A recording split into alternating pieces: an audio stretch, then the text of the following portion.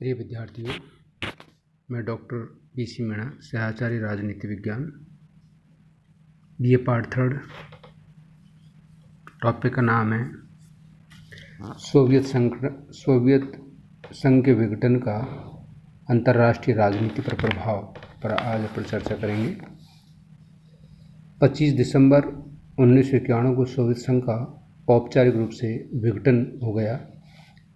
इसके स्वतंत्र सारे जो गणराज्य थे, 15 गणराज्य थे, सभी स्वतंत्र हो गए और इस प्रकार सोवियत संघ का विघटन हो गया। मूल रूप से इस विघटन के प्रमुख कारण कौन से थे?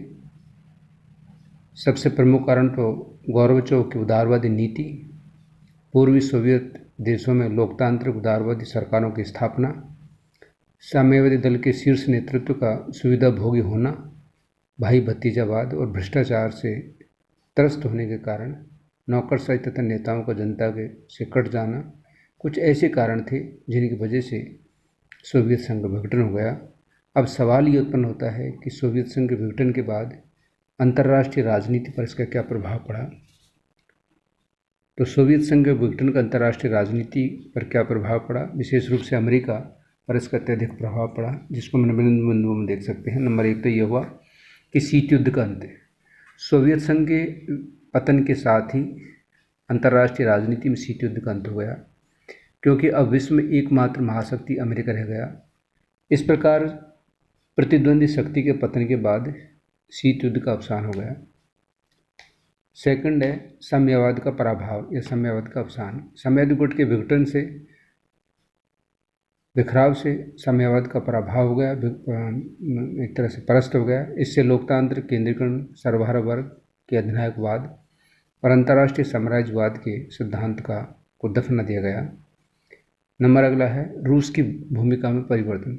सोवियत संघ के विघटन के बिखराव के बाद रूस का अंतर्राष्ट्रीय स्तर पर वजन कम हो गया या उसका स्तर कम हो गया। उसको एक महाशक्ति की पदवी समाप्त हो गई, अब वो एक सामान्य राष्ट्र हो गया। इस रूस की बीमार तथा जर्जर होती अर्थव्यवस्था को उजागर कर दिया। अगला है एक ध्रुवीय विश्व व्यवस्था का उदय। अमेरिका के पूर्व राष्ट्रपति जॉर्ज बुश ने कहा था कि शीत युद्ध की समाप्ति नई विश्व व्यवस्था का उदय है।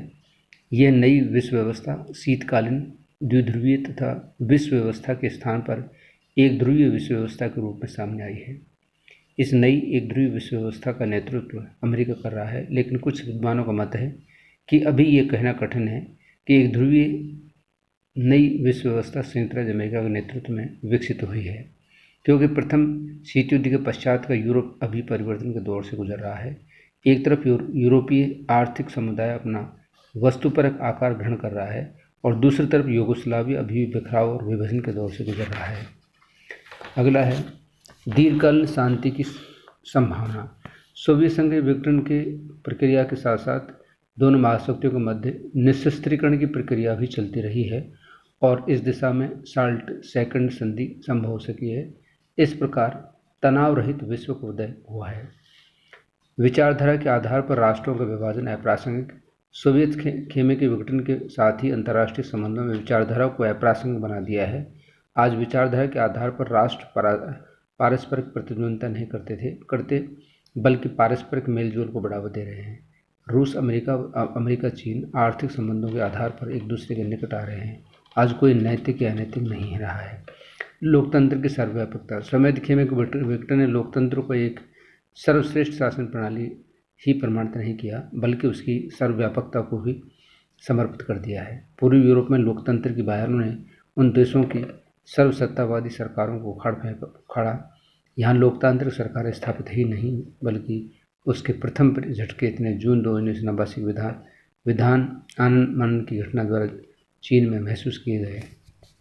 अगला है तीसरी दुनिया के देशों में विकास कार्यक्रमों को झटका लगने की भी संभावना रही है। इस्लामिक कट्टरवाद का उदय हुआ है। सोवियत संघ के विघटन से सबसे बड़ा खतरा इस्लामिक कट्टरवाद का बढ़ने का है, क्योंकि सोवियत संघ से अलग हुए मध्य एशियाई गणतंत्र ईरान, टर्की और अरब जगत से अपने आर्थिक, धार्मिक और सांस्कृतिक संबंध स्थापित कर इस्लामिक कट्टरवाद को जन्म दे सकते हैं।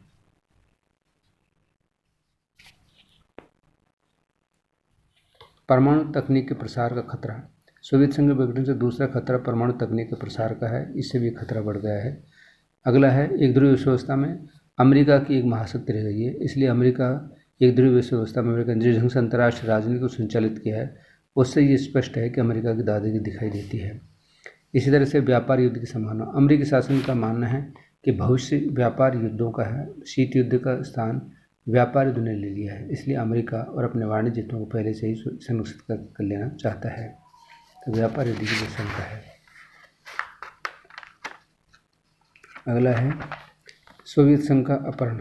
आज सोवियत संघ के विघटन के पश्चात एकमात्र महाशक्ति के रूप में होने के कारण अमेरिका सोवियत संघ का अपहरण कर लिया है, अर्थात सोवियत संघ को जैसे चाहे वैसे काम में लेने लगा है।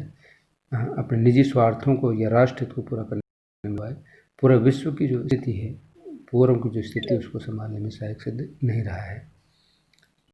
धन्यवाद। आज नहीं कहकर मैं अपने स्थान अपने वाणी को विराम देता हूँ। धन्यवाद।